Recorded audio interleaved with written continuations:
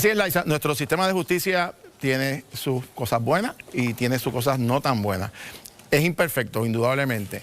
Y aunque ha habido cierta mejoría, particularmente en la rama judicial, en la atención de los casos, no es cierto que todo este proceso que acaban de explicar nuestros invitados hace de estos procedimientos un tiempo largo, extenso. Y vamos a ver estas estadísticas, por cierto, que lo hace la Administración de Tribunales, es la que lleva la contabilidad y tira unas mediciones de cuánto se tarda la rama judicial en resolver los casos en función de sus estadísticas anuales. Pero para que tengamos una idea de la cantidad de casos. Señores, en Puerto Rico la mayor cantidad de los casos que se ven son casos civiles. Los casos criminales es más o menos, yo diría que una cuarta parte de la totalidad de los casos. Y cuando hablamos de casos no necesariamente estamos hablando de personas. Puede haber personas en los casos criminales que cometan más de un delito. Pero para que tengan una idea, que estos son los últimos números oficiales de la Administración de Tribunales para el año 2024-2025, es decir, el año pasado, estos son los últimos números certificados. El total de casos graves, menos graves y de tránsito en un solo año, 31.881 casos que se presentaron. Los casos graves, que son la inmensa mayoría, 15.789. Aquí hay casos de todo tipo, desde asesinatos, ley de armas, violaciones, agresiones.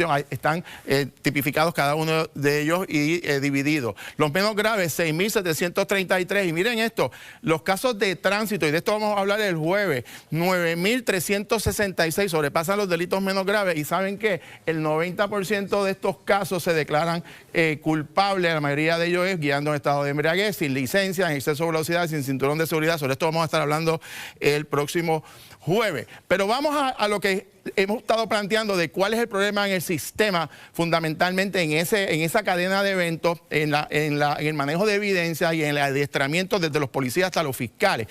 Miren la cantidad de casos de esclarecimiento, según los informes oficiales del Departamento de Justicia, la Policía de Puerto Rico, la Administración de Tribunales, pero particularmente Justicia. Los casos de asesinato, el porciento de esclarecimiento anda en un 40%. Los casos de delitos comunes, 67%, un poco más alto. Sin embargo, estos son delitos mucho más serios.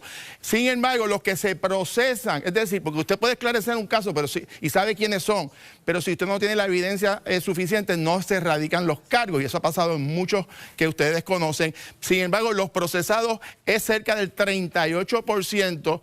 Y fíjense, las convicciones es el 90%, 9 de cada 10 que se declaran casi todos culpables. Muchos de ellos hacen alegaciones de culpabilidad, pero ese 90 es del 38%. Es decir, 10.905 casos el último año aproximadamente, de esos 31.888. Por eso hemos señalado que 8 de cada 10 casos prácticamente quedan impunes, no se resuelven.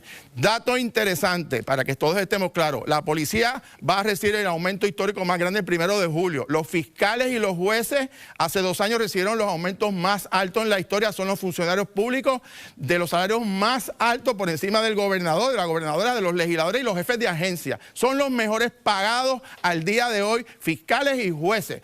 Nosotros esperamos como pueblo de Puerto Rico que esto mejore, que estos números mejoren. Vamos a la rama judicial, que la rama judicial sí ha podido acelerar los tiempos de espera en los juicios, en los casos graves desde el 2021, promedio 5.6 meses en los juicios particularmente, ha bajado a 2.9, los casos menos graves desde el 2021 en 4.2 meses a 2.8, los de tránsito también han mejorado, pero en este caso 5.8 a 2.5 meses, y en el caso de menores, y es aquí donde hay que poner atención, de 2.8 está en 2.1, no ha mejorado, inclusive subió del 2023 al 2025. Moraleja aquí, señores, fiscales, policías, tienen que mejorar sus procedimientos. El problema de la frustración de la gente es la cantidad tan baja de esclarecimiento y sobre todo que tienen que esperar semanas y meses para que se haga justicia, y justicia tardía no es justicia. Pasamos con Laisa.